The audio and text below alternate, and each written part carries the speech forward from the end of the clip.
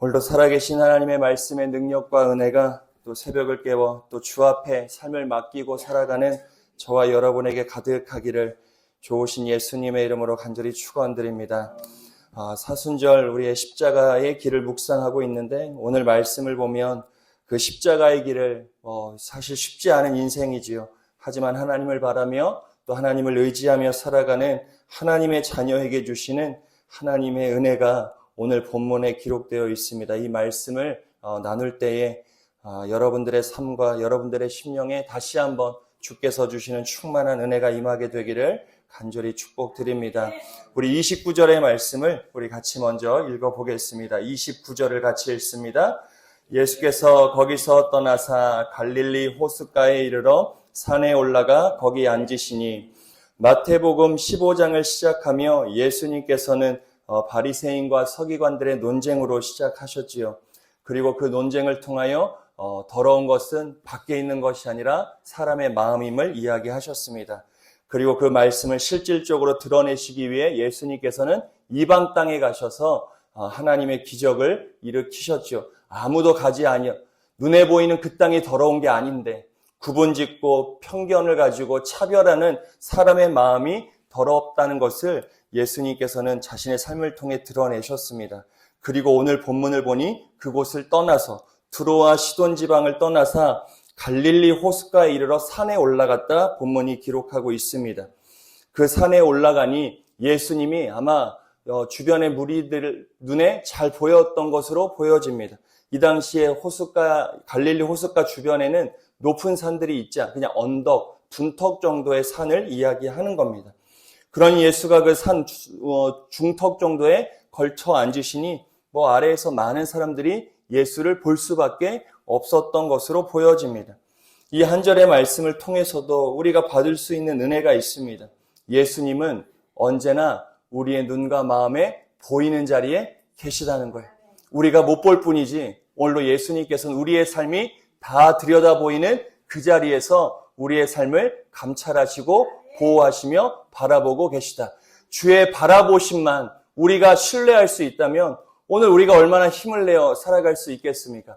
나를 어떻게 째려보는 것도 아니고 어떻게 사나 하나님이 그렇게 뚫어져라 쳐다보는 것이 아니라 우리의 삶의 형편을 다 보이는 자리에 걸터 앉고 계시다. 사랑하는 여러분, 오늘도 여러분들이 어디에 있든 여러분들이 있는 그 자리에 나를 바라보시는 주님이 있다는 것을 꼭 믿음으로 확신하시고 그 주님을 바라보며 살아가는 저와 여러분 되어지시기를 좋으신 예수님의 이름으로 간절히 축원드립니다. 이게 은혜지요.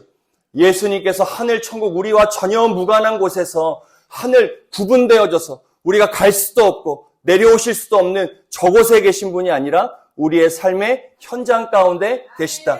아파하는 그 현장에 주님이 우리와 함께 계시다. 우리가 즐거워하는 자리에도 함께 계시지만 우리가 슬피 밤에 홀로 눈물 흘리는 그 자리에도 우리 주님은 함께 계시다. 이것이 오늘을 살아가는 저와 여러분에게 위로와 소망, 십자가의 길을 짊어지고 십자가의 길을 따라가는 그 힘겨운 믿음의 삶에도 오늘 이 말씀 한 절이 은혜가 되시기를 간절히 축복드립니다. 그렇게 걸터 앉아 큰 무리들이 주님을 바라보며 다 달려 나옵니다. 근데 어떤 사람들이 나옵니까? 30절의 말씀을 같이 함께 읽겠습니다. 30절의 말씀입니다. 큰 무리가 기타 여럿을 데리고 와서 예수의 발 앞에 앉힘에 고쳐주시니 문제투성입니다. 삶을 제대로 세워갈 수 없는 많은 자들이 주님 앞에 나옵니다. 다리 저는 사람, 장애인, 맹인과 말 못하는 사람, 기타 여럿을 데리고 큰 무리가 예수의 발 앞에, 예수의 가까이 나와왔던 것이죠. 사랑하는 여러분, 이 사람들이 육신의 질병만 가지고 있었겠습니까? 이 육신의 질병으로 인해 마음도 상하고 아픔도 얼마나 많았겠습니까? 그런데 내 삶을 바라보고 계시는 산 중턱에 앉아 계시는 주님께 그들이 올라가 그 발 앞에 엎드렸을 때 주님께서 고쳐주셨다. 오늘 이 새벽의 자리가 그 자리가 되기를 간절히 축복드립니다. 우리가 문제가 문제가 없이도 주님 앞에 나올 수 있지만 우리 저마다의 삶의 문제를 다 짊어지고 이 시간 주 앞에 여기가 주님의 발 앞에 엎드리는 자리예요. 그 자리라는 것을 꼭 기억하세요. 나를 구원하신 십자가 앞에 내가 오늘 내 삶의 짐을 짊어지고 주 앞에 납작 엎드렸을 때 그때 주님께서 고쳐주시는 은혜가 있는 겁니다. 사람들은 자신의 문제를 숨기지 않고 포장하지 않고 예수 앞에 그대로 내려놓은 것. 그게 중요합니다. 그냥 앞에 있었던 것이 아니라 자신의 삶의 문제와 아픔과 상처를 진실되고 그대로 주님 앞에 내려놓았을 때 그들의 삶을 만지시고 고쳐주시는 하나님의 은혜가 임했다. 그랬더니 31절 그들이 어떻게 하느냐? 무리들이 그 고침을 받고 놀랍게 여길 뿐만 아니라 이스라엘의 하나님께 영광을 돌리더라. 내 삶의 곁에 앉아 계시는 주님을 바라보고 그 앞에 내 삶의 문제를 온전하게 내려놓을 때 하나님의 고쳐주시는 은혜, 그리고 나서 하나님께 영광을 돌리니라. 사랑하는 여러분, 이 은혜의 단계가 저와 여러분이 삶을 세워가는 은혜의 단계가 되었으면 좋겠어요. 우리의 신앙이 내 곁에 앉아 계시는 주님을 바라보고 주님의 발 앞에 내 삶의 문제를 내려놓고 고침받고 그 주님 앞에 매일같이 영광 올려드리는 그 삶이 저와 여러분이 살아가는 평생의 믿음의 삶이 되어지시기를 간절히 축원드립니다. 오늘도 주님 발 앞에 다 맡기세요. 얼마나 많이 오랜 기간 맡기셨습니까? 언제까지 더 맡겨요? 알 수 없어요. 얼마나 더 기도해야 우리의 기도가 이루어질지 우리가 고침받을지 알 수 없어요. 하지만 하나님이 응답해 주시고 고쳐주실 때까지 우리가 할 것은 주님의 발 앞에 끊임없이 내려놓는 것. 언제? 이건 하나님의 영역이에요. 언제 이루어지느냐? 이거는 내 영역이 아닙니다. 근데 우리의 시험과 우리의 삶의 무너짐은 하나님의 영역을 내 영역으로 끄집어들일 때 우리의 삶의 문제가 생깁니다. 이건 우리가 맡겨야 될 문제지 오늘 우리가 해야 될 것은 주님의 발 앞에 엎드려 맡기는 것. 이것하고 주님께 영광 올려드릴 때 내 삶의 때가 되면 하나님의 은혜, 응답이 주어지는 겁니다. 오늘도 내 기도 제목이 10년 전의 기도 제목과 똑같아서 가슴 아플 때가 있지만 그래도 변함없이 주님 앞에 내려놓을 수 있는 것이 은혜임을 꼭 기억하시고 하나님께 평생에 맡기며 주님의 응답을 경험하는 저와 여러분 되어지시기를 간절히 축원드립니다. 그리고 나서 다른 사건이 이루어지는데 우리가 잘 아는 칠병이어의 사건이 주어집니다. 이 사건의 기적의 이야기가 어디서부터 시작하느냐? 32절이죠. 우리 32절을 같이 함께 읽어보겠습니다. 예수께서 제자들을 불러 이르시되 내가 무리를 불쌍히 여기노라. 먹을 것이 없도다. 길에서 기진할까 하여 굶겨 보내지 못하겠노라. 예수님의 칠병이어의 기적은 무리를 보시고 불쌍히 여기는 마음으로부터 시작했습니다. 예수님을 사흘 동안 따라다녔던 것으로 보여져. 사흘 동안 먹을 것이 없었다 이야기하는 사흘입니다. 사흘 동안 이 무리들이 누구 곁에 있었습니까? 예수의 곁에 있었다는 거예요.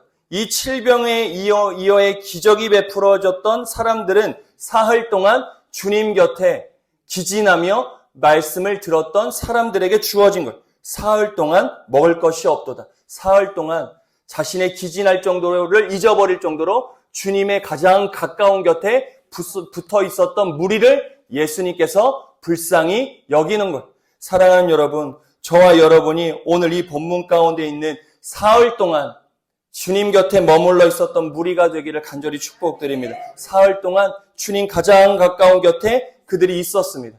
그들이 사흘 동안 영의 양식도 먹었지만 뭐가 이제 부족한 거예요? 육의 양식이 부족한 거예요. 주님은 그걸 아셨던 것이죠. 그냥 주님이 말씀 베푸시고 돌아가시는 것이 아니라 말씀을 가까이에서 듣고 십자가의 길을 걸어가고 오늘도 믿음의 삶을 감당하는 저와 여러분의 삶을 오늘 하나님께서 불쌍히 여긴다. 우리에게 무엇이 필요한지를 주님이 아신다는 거예요. 주님이 사흘 동안 먹을 것이 없고 그 다음에 뭐라고 해요? 길에서 기진할까 하여. 일어나지 않은 일입니다. 그들이 지금 돌려보냈다가는 그들의 삶의 자리가 어떠하냐? 팍팍해요. 그들이 돌아가도 먹을 것이 없는 자리로 돌아갈 수밖에 없다는 걸 주님께서는 이미 알고 계셨어요. 이 말이 뭐겠습니까? 오늘 우리가 기도하고 돌아가는 우리의 삶의 자리 주님도 다 알고 계셔요. 그러니 예수의 발 앞에 우리가 솔직하게 다 내려놓을 수 있어야 되는 겁니다. 우리가 돌아가요. 어떤 자리에서 어떤 상황 가운데 우리가 기진하여 쓰러질지를 우리 주님께서는 아시는 거예요. 그러니 그냥 돌려보낼 수가 없는 것이죠. 오늘 주님이 내게 왜 은혜를 주시나? 오늘 주님 앞에 나왔을 때 우리가 받는 은혜가 있습니다. 왜 주시는가? 우리가 돌아가요? 기진할까? 넘어져? 줄일까? 염려가 돼요. 주님께서는 우리를 은혜를 베푸셔서 우리를 보내신다는 주님의 마음을 우리가 32절을 통해 깨달을 수 있어야 합니다. 주님이 기진할까? 걱정이 되어 굶겨보내지 못하겠노라 이야기합니다. 그러자 33절 제자들이 어떻게 합니까? 33절을 같이 읽습니다. 제자들이 이르되 광야에 있어 우리가 어디서 이런 무리가 배부를 만큼 떡을 얻으리이까? 제자들은 또다시 광야라고 하는 조건을 바라보고 자신의 손에 아무것도 없는 환경을 먼저 바라보고 있는 거예요. 제자들은 이 칠병이어의 기적 전에 마태복음 14장, 우리가 설 연휴였기 때문에 함께 나누지 못했지만 마태복음 14장에 무엇을 경험한 사람들이에요? 오병이어의 기적을 경험했어요. 5,000명, 몇만 명이 넘는 무리의 가운데 오병이어 떡 5개, 보리떡 5개와 물고기 2마리로 모든 사람들을 먹이시고 12광주리를 남기신 예수의 기적을 맛봤던 사람들이 제자들입니다. 그때 빌립이 옆에서 계산기 두들겼잖아요. 그러니 그 작은 도시락 가지고 온 어린아이의 도시락을 가지고 축사하여 하나님의 기적을 베풀었습니다. 그런데 여전히 제자들은 이 상황 가운데 환경과 조건을 먼저 바라보지요. 이에 예수께서 어떻게 합니까? 너희에게 뭐가 있냐? 이때 생선 2마리, 그리고 떡 7개와 생선 2마리가 있다는 것을 이야기한, 이게 칠병이어지요. 너희에게 있는 게 무엇이냐? 그걸 가지고 오라는 겁니다. 사랑하는 여러분, 우리의 삶이 오늘 33절의 제자의 삶이 아니라 이 34절의 제자, 그 주님께 칠병이어라도 가지고 나오는 이 제자의 모습이 될 수 있어야 돼요. 우리의 눈이 먼저 환경과 조건에 가지 않아야, 우리 교회가 그런 교회가 되지 않기를 간절히 축복드립니다. 무언가를 행할 때가 있어요. 그런데 우리의 눈이 환경과 조건에 매이지 않아야, 우리의 삶도 마찬가지입니다. 우리의 삶을 세워나가갈 때 우리의 눈이 반사적으로 환경과 조건을 향할 때가 있어요. 먼저 계산할 때가 있습니다. 우리가 그렇다고 무턱대고 우리가 뭐 아무렇게나 살자는 말은 아니지만 우리의 눈이 우리의 삶을 이끌어 가시는 주님을 먼저 볼 수 있어야 된다. 그러자 그 주님께서 어떻게 하십니까? 35절, 36절을 같이 읽겠습니다. 예수께서 무리에게 명하사 땅에 앉게 하시고 떡 7개와 그 생선을 가지사 축사하시고 떼어 제자들에게 주시니 제자들이 무리에게 주매, 예수께서 혼란스러운 무리들 가운데 어떻게 해서 땅에 앉으라 이야기합니다. 이제 기진하여 문제가 생기니까 방방곡곡 사방에서 사람들이 들썩들썩하지요.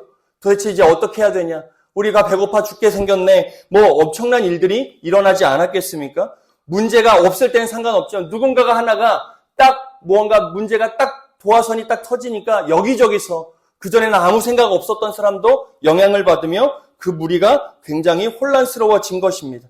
그때 예수님께서 무리에게 먼저 무엇을 명하시느냐? 앉으라 이야기하시는 거예요. 이게 중요합니다. 예수님께서 혼란스러운 상황 가운데 칠병이어의 기적을 먼저 베푸신 게 아니라 무리에게 무엇을 명하세요? 앉아라. 이게 무슨 말이에요? 잠잠하라는 겁니다. 혼란스러운 마음을 가라앉히라는 얘기지요. 우리가 그런 삶을 살아갈 수 있어요. 우리의 삶과 세상은 우리를 늘 혼란스럽게 만들잖아요. 어제도 얼마나 혼란스러운 삶을 살아 여기까지 오셨어요. 새벽에도 마찬가지입니다. 모두가 고요하지만 주님 전에 나오는 우리의 마음은 잠잠하지 않을 수 있어요. 혼란스럽고 뭔가 마음이 복잡하고 머리도 깨질 것 같고 얼마나 우리가 부산한 삶을 살아갑니까? 근데 주님의 기적이 이루어질 때 주님이 먼저 우리에게 명하시는 것, 앉으라는 거예요. 주님 앞에 앉으라, 잠잠하라, 고요하라를 먼저 명하시는 겁니다. 사랑하는 여러분, 이 은혜가 오늘의 삶을 살아가는 저와 여러분에게 임하게 되기를 간절히 축복드립니다. 우리의 마음이 좀 혼란하더라도, 우리의 삶이 분주하더라도, 나라와 민족의 소식 가운데 우리의 삶이 번잡하더라도 우리가 주의 은혜를 받기 위해서는 가장 먼저 주님 앞에 앉아야 돼요.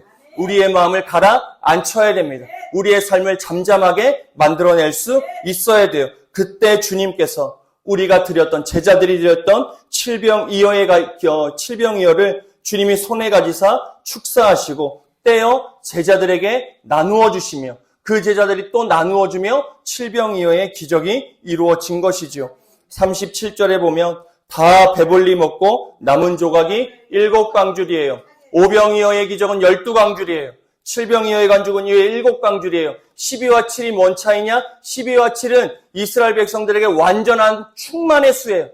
완전하게 배불리 먹었다는 겁니다. 충만한 은혜가 그들의 삶에 임했다는 거예요. 그들의 삶의 실질적 필요가 채워졌다는 겁니다. 사랑하는 여러분, 우리 주님께서는 저와 여러분의 삶의 필요를 반드시 채우시는 분이에요. 이걸 믿고 살아가는 저와 여러분 되어지시기를 간절히 축원드립니다. 내 기준과 하나님의 기준과 뜻이 다를 뿐이죠. 우리가 오늘 충만하게 임하는 삶의 자리가 어떤 모양인지 나의 생각이 있어요.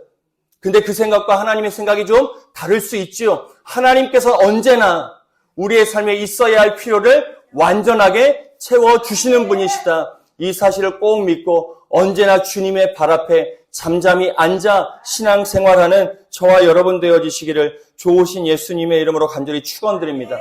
교회가 이끌어가야 할 모습도 이런 모습이에요. 교회는 언제나 주님 앞에 잠잠히 주님만을 바라보고 앉는 위치에 먼저 있어야 되죠. 그리고 우리가 가진 것, 그게 좀 적더라도, 그게 좀 하찮더라도 우리 눈에 평가입니다. 그렇더라도 끊임없이 주님의 손에 칠병이어를 올려드리는 교회가 될 때 주의 은혜가 교회에 임하면 교회 성도들이 어떻게 하는 거예요? 그 은혜를 가지고 세상 가운데 나가 떼어 나누는 거예요. 그러면 그 자리에 뭐가 이루어져요? 충만한 은혜가 임하는 겁니다.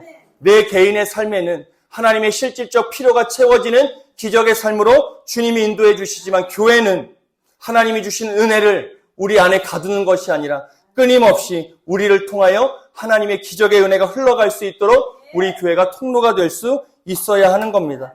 사랑하는 여러분, 이 하나님을 의지하며 우리 교회가 지금까지도 감당할 수 없는 하나님의 은혜를 감당하며 여기까지 왔지만 앞으로도 50년, 100년 이어져갈 우리 교회의 역사 가운데 하나님의 칠병이어의 기적이 반드시 이루어지는 복된 교회로 세워지는 우리 교회가 되기를 간절히 축복드립니다. 그리고 나서 이 충만한 은혜를 하나님이 주시고 나서 예수님께서 어떻게 하시느냐? 39절이에요. 39절을 같이 읽겠습니다.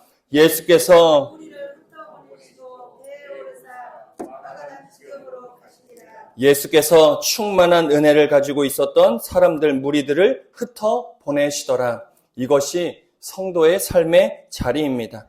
교회는 언제나 모여 하나님의 영광을 돌려 31절처럼 하나님의 영광을 올려드리고 그리고 37절처럼 7광주리가 남을 정도의 하나님의 충만한 은혜를 받고 그리고 나서 성도는 흩어져 하나님의 기적을 살아가는 삶이 될 수 있어야 한다. 사랑하는 여러분, 오늘도 주님 앞에 앉아 계시는 여러분들, 예수의 발 앞에 여러분들의 삶의 문제를 다 내려놓고 주님께서 치료해 주시고 주님께서 고쳐주시는 은혜를 가지고 주 앞에 영광 올려드리시고 내가 무엇을 갖고 있던 내가 가진 것을 주님 앞에 드림으로 주님께서 또 거기에 축사해 주시고 또 하나님이 은혜를 베풀어 주셔서 하나님이 주신 은혜를 가지고 우리의 주어진 삶의 자리로 돌아가 하나님의 은혜와 기적과 같은 삶을 꼭 살아내시기를 내 삶의 필요를 채워주시는 하나님의 은혜를 여러분들의 삶의 자리에서 꼭 만나고 경험하는 복된 삶을 세워가시기를 좋으신 예수님의 이름으로 간절히 축원드립니다.